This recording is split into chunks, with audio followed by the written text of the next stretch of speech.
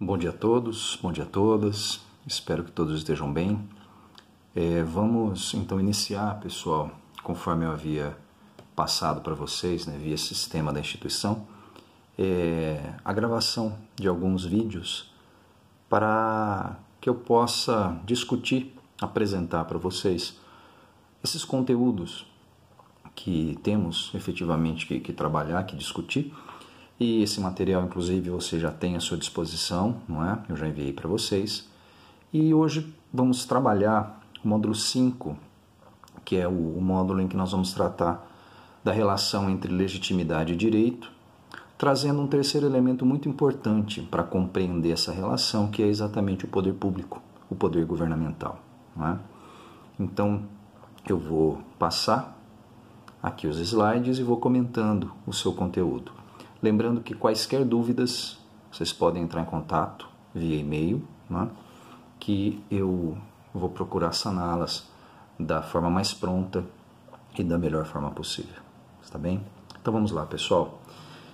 Na questão da legitimidade e direito, nós temos que iniciar aqui com uma consideração do Weber acerca do Estado. O Weber considera o Estado como um aparelho violento, como um mecanismo, como um instrumento de violência, né? E essa afirmação do Weber traz a consideração do Estado, define o Estado dessa forma. É um mecanismo que consegue manter o monopólio do exercício legítimo da violência física, tá? Então o Estado, já vamos falar disso daqui a pouquinho, né? Enquanto a instituição social mais formal por excelência da nossa sociedade, ele detém essa condição de exercer de forma legítima a violência, né? Então, ele detém esse monopólio do exercício legítimo dessa violência. Então, vamos explorar um pouquinho mais isso e trabalhar a relação, né, com a questão da legitimidade que já vai aparecer. Vamos dar um exemplo bem simples aqui, pessoal.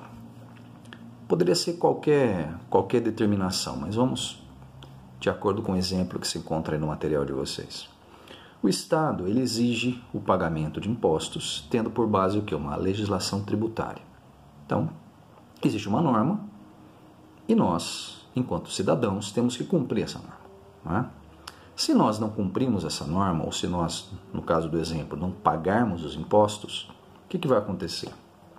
O governo, o poder público, ele é dotado de instrumentos, de meios para coagir o cidadão a pagar, para nos coagir, então, a respeitar a norma, em cumprir a norma, não é? Dessa maneira, o Estado ele vai impor a sua política e dentro da sua política podemos considerar que ali se diluem valores, ideias, ideologias, interesses, não é? Então o Estado impõe essa sua política exercendo, portanto, o monopólio da violência legal. Então, essa é uma condição, né, que o Estado ele possui. E aí vem um outro ponto importante, pessoal. Por que o Estado tem esse poder? O Estado, como eu falei no início, ele se configura na instituição social mais formal por excelência. Nós nos deparamos, nós entramos em contato, nós nos submetemos, vamos dizer assim, ao longo da vida, há muitas instituições sociais. Por exemplo, a família, né? A família é uma instituição social. Na verdade, é o primeiro contato do ser humano com as regras, né? Então, a criança, a partir de uma determinada idade, ela vai introjetando regras necessárias para o convívio naquele espaço, não é? Então, é a primeira instituição social, a primeira instância social que o ser humano tem contato. Uma segunda instituição social, que é essa criança, né, agora um pouquinho mais crescida, vai ter contato é exatamente com a escola, né? Então a escola é o local onde pela primeira vez a criança ela vai ter contato com regras mais formais da sociedade. Então nós vamos ter um horário para entrar, um horário para sair, a criança vai conseguir enxergar lá uma hierarquia, né? Existe a diretora, a coordenadora, os professores, né? As crianças ficam sentadas, a professora em pé. existe a condição também do uniforme, né? Então as crianças, claro, nas escolas que determinam o uso de uniforme, né? Existe então essa padronização. Podemos considerar também as instituições religiosas, né, enquanto uma instituição social. Qualquer religião guarda regras que cabe ao indivíduo reproduzir. Se ele não as reproduz, ele não está de acordo com as diretrizes daquela instituição religiosa, né?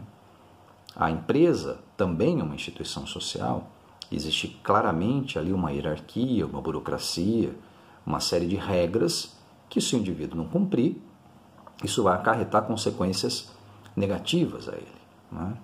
E o Estado, ele é, como já dito, a instituição formal por excelência. Ele é a única instância social aparelhada de forma forte, de forma legal e que exerce uma pressão tendo como fundamento o quê? As normas jurídicas.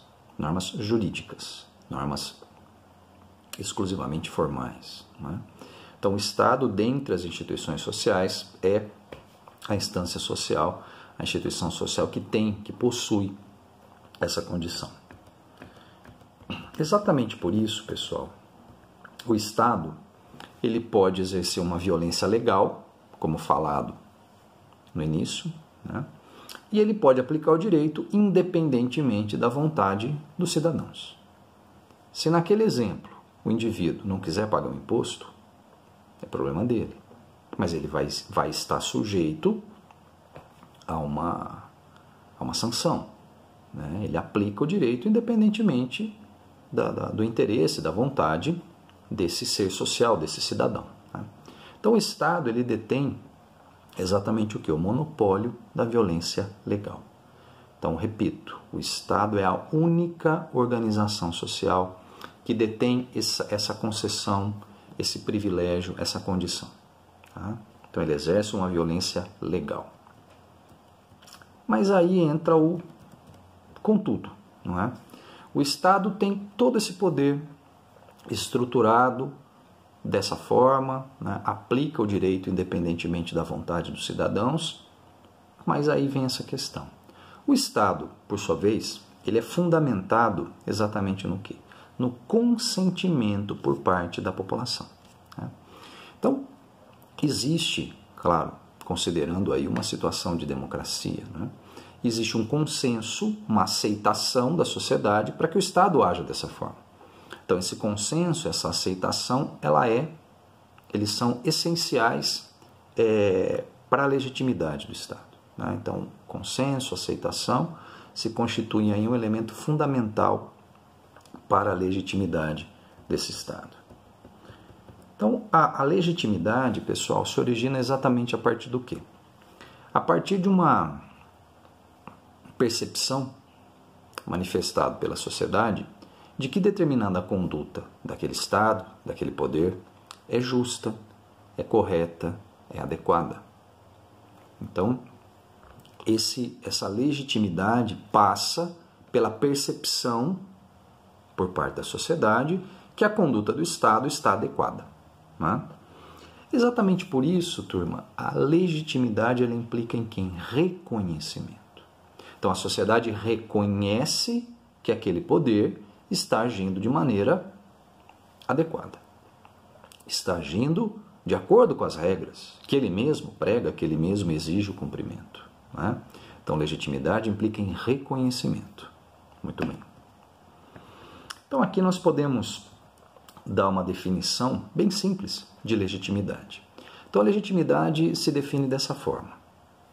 Vocês podem acompanhar no material aí, não é? É um amplo consenso da sociedade da qual uma autoridade adquire o poder e para a qual essa autoridade exerce o poder de forma apropriada, adequada, justa, conveniente, né? Então vamos pensar sobre isso. Amplo consenso da sociedade, da qual a autoridade adquire o poder. Então, num sistema democrático, quando nós vamos exercer nosso direito, né, de voto, nós, ao escolher os nossos representantes, nós damos esse poder para esses representantes saírem da esfera civil e chegarem até a esfera política. Então, amplo consenso da sociedade da qual essa autoridade adquire o poder. Então, nós permitimos que esse poder seja adquirido através dessa condição. E para a qual essa autoridade exerce o poder. Né? Uma vez atingido a sociedade política, né, esse indivíduo, né, que agora assume o status de representante da sociedade civil, ele tem que agir, exercer esse poder para nós, para a sociedade. Né? Buscando, respeitando, reproduzindo o quê? Os interesses, os nossos interesses, que nos levaram a votar naquele candidato, naquele grupo de candidatos, naquele partido, enfim. Né? E essa relação tem que ser de forma adequada, conveniente. Muito bem. E aí entra um ponto muito importante aqui, pessoal, que nós temos que nos ater, que é o seguinte. Como que a população legitima o poder político? Isso se dá de duas maneiras principais. Primeiro, através da própria eleição, como eu já citei. Então, quando nós escolhemos os nossos representantes, via, né, uma conduta democrática, nós legitimamos esse poder. Ó, tá aqui, ó, eu estou votando em você, então você vai assumir essa condição e vai reproduzir os meus interesses, que me levaram a votar, a escolhê-lo enquanto meu representante. Só que aí entra um ponto crucial, pessoal. Por quê? Na grande maioria das vezes, para a grande maioria das pessoas, a legitimidade, a legitimação do poder político para por aí. Então, para muita gente, basta votar. Eu votei, cumpri a minha obrigação, escolhi o meu representante, agora eu vou voltar para casa. E aí eu vou esperar mais 4 anos para eu escolher outro representante, ou escolher o mesmo representante, enfim. Só que a legitimação não para por aí, ou não deveria parar por aí. Né? A população legitima também o poder político através do quê? Através da participação nos processos políticos, mediante manifestações, debates, greves, movimentos. Então, essa legitimação, ela também se dá mediante a participação política. Né? Participação política essa que muitas vezes não nos interessa. Né? Não interessa a nós nos preocuparmos com a estrutura social do país, a estrutura política, a estrutura econômica. Não. Para a maioria, eu votei. É isso que importa. O país pode estar despencando, se esfarelando, mas para muita gente isso não tem problema. E não é assim. Como eu falei, não deveria ser assim. Porque a legitimação, a legitimidade, ela é algo constante. Não é? Nós vamos falar disso bem ao final também, essa questão da legitimidade, exatamente isso que eu acabei de mencionar. E o direito, então, ele é extremamente relevante nesse processo de legitimação do poder político. Né?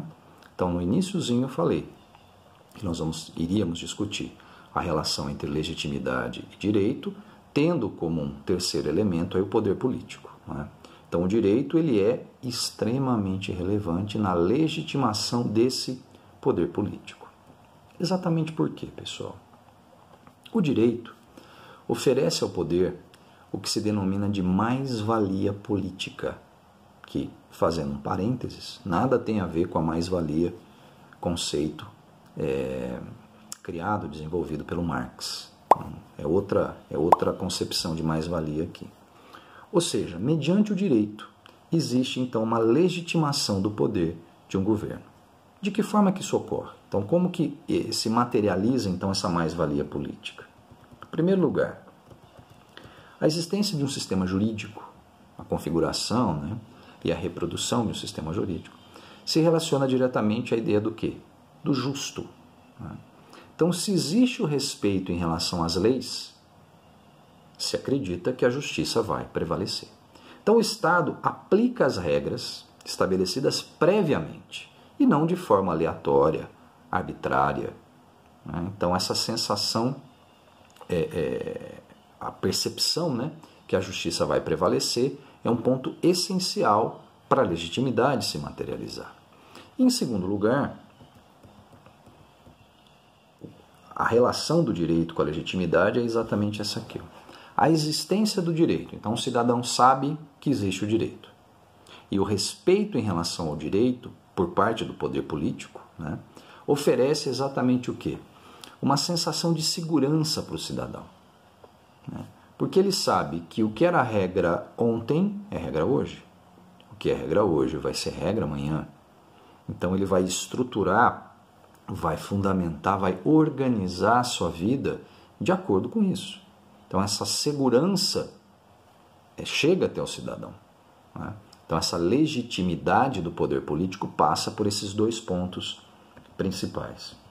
Então, um governo que não aplica o direito, um governo que não respeita as normas constitucionais, cada vez mais ele perde o quê? A sua posição de garantidor de uma ordem. A sociedade passa a considerar aquele governo não mais garantindo a ordem, ou não mais com condições de garantir aquela ordem. Então, esse poder ele está perdendo exatamente o quê? A sua legitimidade. Né? E muitas vezes, pessoal, essa perda de legitimidade vai gerar uma situação social anômica. Lembremos, né, nós discutimos o conceito de anomia lá no módulo anterior, e anomia, como nós pudemos ver, é exatamente a falta de regras. Né? Por qual razão seja, as regras faltam, ou porque elas estão em transição, ou porque existem mudanças comportamentais, informais, formais, enfim, que acabam gerando mudanças de regras, ou questionando as regras, não importa. Né? Mas a perda da legitimidade leva a uma situação social anômica. Né? E o que acontece? Uma crise de legitimidade mais forte, mais intensa, pode provocar o quê? Uma intensificação do choque, do conflito, da tensão entre governantes e governados. E isso pode trazer como consequência o quê? Um processo de destruição da ordem institucional, da ordem jurídica. Como a história nos mostrou, né, nos mostra ao longo dos tempos. Né? Então, essa tensão se intensifica entre sociedade civil e sociedade política, né? E a consequência vai ser exatamente, quando essas crises são mais intensas, a consequência será o processo revolucionário. Né? Lembrando sempre, a definição, né, de revolução, desculpem, é quando um setor da sociedade civil vai para a sociedade política, né? Chega até a sociedade política de modo violento, através do uso de armas, retira aquela sociedade política daquele espaço e uma outra sociedade política vai ser colocada, vai ser estruturada. Né? Como eu mencionei agora, a história nos mostra, ao longo aí dos tempos, vários processos revolucionários, e esses processos revolucionários se dão, ou se deram, exatamente por conta dessa crise de legitimidade. A sociedade civil não enxerga, não consegue mais enxergar os componentes da sociedade política enquanto seus efetivos representantes. Né? Não consegue enxergar aquele poder governamental como representando os seus interesses. E nós temos, exatamente por conta de toda essa questão, que a legitimidade jamais é obtida de modo definitivo. Então não vai ter um carimbo lá da sociedade, né, falando, ó, esse governo é legítimo, bate o carimbo lá, está tudo certo. Não. Se esse poder político cumpriu a regra durante 1 ano, 2, 3, e a partir de determinado momento passou a descumprir, passou a agir de forma a se chocar com as regras, né, ele perde, como a gente viu, a sua posição de garantidor de uma ordem. Ele perde essa legitimidade. Então, a legitimidade, para a sociedade reconhecer um poder político como legítimo, existe a necessidade de quê? Desse cumprimento constante em relação às normas. Tá bem? Então, pessoal, o tema de hoje, né, foi exatamente esse, o módulo específico é de número 5, onde nós procuramos discutir explicar essa relação entre a legitimidade e direito e tendo como um terceiro elemento muito importante o poder político. Repito, se houver qualquer dúvida, vocês podem me escrever no e-mail institucional, né, que você já tem, e na medida do meu possível, claro, responderei a todos da melhor forma. E é isso, tá? Até a próxima com outros temas aí da sociologia jurídica. Um bom dia a todos.